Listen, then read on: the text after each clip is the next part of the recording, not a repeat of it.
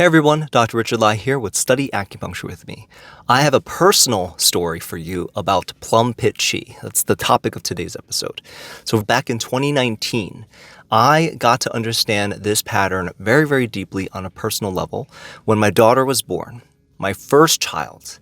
With your first child, everything in the world changes for you because everything feels more real. Everything feels heavier. Everything in the world starts to feel more fragile when you have your first child. My daughter had something called IUGR, intrauterine growth restrictions. So the doctor told us that we needed to induce earlier. And what IUGR is basically it's a restriction of growth intrauterine. She wasn't growing within the womb. And that's something that no new parents ever want to hear. And no new parents ever also want to hear that if we don't deliver soon, there's a high chance of a stillborn. So we had to go and deliver quickly. So long story short, she was born and she was under 5 pounds. And so since she was so small, it was hard to feed her. Like she couldn't take the breast milk. All she could take was the formula. And after her first blood test, they told us that her bilirubin levels were too high. And so they had to test her over and over again. And so if you've ever experienced a newborn getting a blood test, it's a heel stick blood test. So they nick the heel. And that cry is just something you never want to hear over and over again because they nick and then they try to get the blood into that little tube. And it's just a terrible experience. So every time they tested her, they told us her levels are too high. Every time they told us, feed her as much as you can. But the thing is, she was so tiny. We really just were trying our best. And we were scared, honestly. We just wanted her little body to flush out as much bilirubin as possible so that we can take her home. So after 2 nights of this, with repeated blood tests, they told us, tomorrow morning is the last test. If she passes, you could take her home. If not, she has to stay here under the lights, and then you have to leave without her. And so that morning, they told us she didn't pass. So we had to be discharged, but she had to stay. And when they told us that, at that moment, my aunt called and she was downstairs. She brought us food. And I remember going down to the elevator into the lobby to meet her. And when I saw her, something happened that I'll never forget. I still feel it even right now. When I saw her, I opened my mouth to say something to her, but nothing came out. Nothing. I couldn't talk at all. My throat was locked up. My chest felt tight. It felt like there was literally a pit right in the center of my throat. Like a stone there. I couldn't talk. Nothing could be uttered out. And my neck felt tight. Everything just felt so tight in this area. All the pressure went right here. I could feel my eyes watering and welling up. There was just like this emotional chokehold on me. So that's what Plum Pit Qi is. And that's what the topic of this episode is about. So let's break down exactly what Plum Pit Qi is and why it shows up in moments like this and how we can treat it and how we can prevent it in traditional Chinese medicine. So first, what is Plum Pit Qi? So Plum Pit Qi is basically that sensation that I was talking about. There's this lump in your throat. There's nothing physical there. Literally, there's nothing physical there. Your patient will say, they've done tests on me. There's nothing there. I've done swallow studies. There's nothing that they could find. My blood tests are normal. And they can swallow food fine. They can drink water fine. Their throat looks completely normal. But the thing is, emotionally, energetically, it just feels like their voice is trapped. A lot of times, this happens when there is a moment of intense emotion, where there's a lot of fear or pressure or grief or trauma. Basically, something crazy is happening, turmoil is happening. Or it could happen with patients who are just holding on to too much inside of them and it's being pent up and it needs to be let out. So from a TCM perspective, why it's happening is liver qi stagnation. That is the emotional root. So when the emotions are overwhelming, when the emotions are unexpressed, when the emotions are sudden, like, for example, that fear that I had of leaving my newborn in the hospital. What happens inside is that the liver fails to keep qi flowing smoothly. So what happens? Qi starts to rise. Qi starts to go to all different directions. It's stagnating and it gets stuck. It gets lodged right at the throat. So what your patient will say is that it shows up when I'm stressed out, when I'm going through something really emotional. It feels like I can't speak. but it gets better when I cry. It gets better when I let things out. It gets better when I scream, whatever it is to let things start to move again. That's how they get better. And that's exactly what happened to me.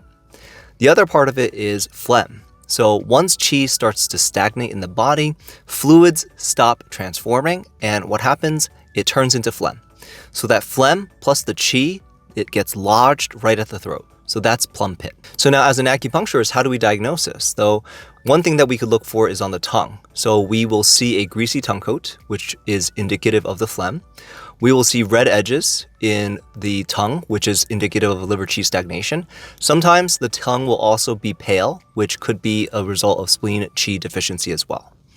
When we palpate their pulse will most likely be wiry because of the qi stagnation, because of the emotions. Their pulse might also be slippery because of the phlegm, or their pulse could be wiry and slippery, which is classic plum pit qi. Now, in terms of some trigger words that your patient might say, they might say that it feels like something's stuck in my throat. It feels worse when I'm emotional or when I'm stressed. It's better after I cry or after I express myself. When I go to my doctors, they say nothing is wrong, my blood tests are fine, nothing shows up on any of the Western tests that they do. So those are some trigger words. Now, in terms of treatment principle, what we want to do as acupuncturists is, number one, we want to move qi, we want to resolve the phlegm, and we want to calm the spirit and just regulate their emotions.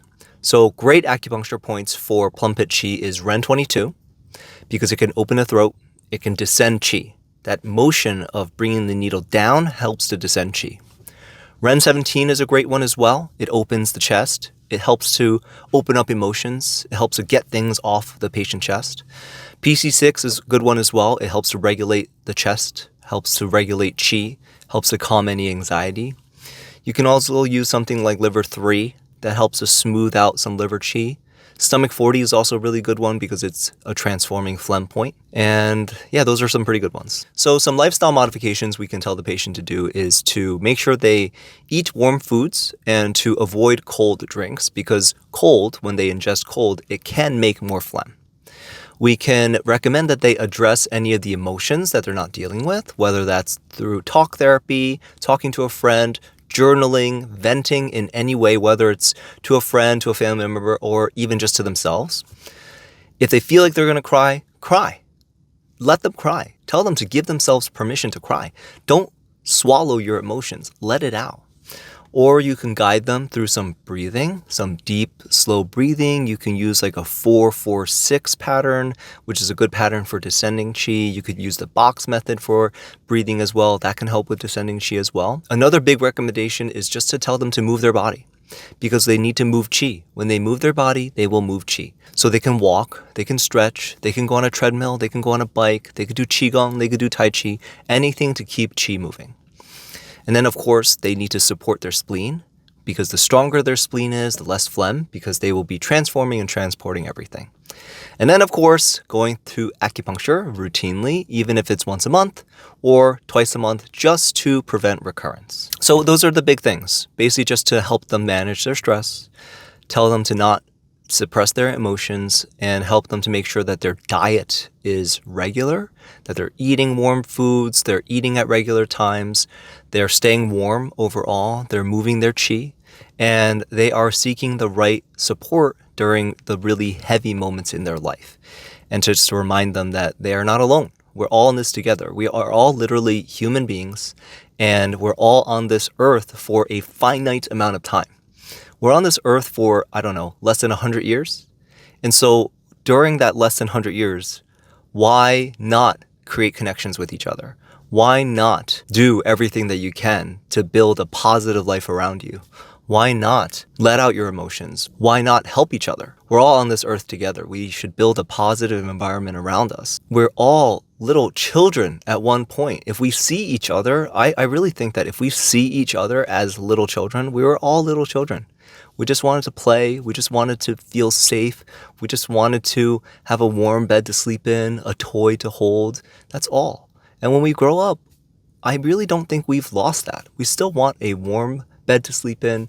We want a safe place to live in. We want friends and family, good food to eat. That's all we want. So we should really just do whatever we can to spread as much positivity as possible. So in closing, that moment where I was in the hospital lobby in front of my aunt and my throat closed up, I couldn't get a single word out, even though I was standing in front of someone who loved me, who I trusted, I couldn't get a word out. That was Plum Pit Qi. And if you've ever felt that lump in your throat during some sort of stressful moment, whether it's a fearful moment, a moment of grief, emotional overwhelm, I'm sure you have. This pattern is very real. It's emotional.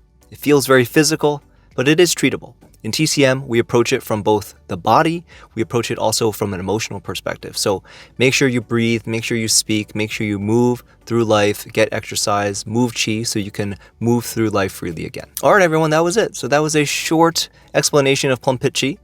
Hopefully it helped you. If it helped you, please share this episode with a friend. And until next time, everyone, God bless and happy studying.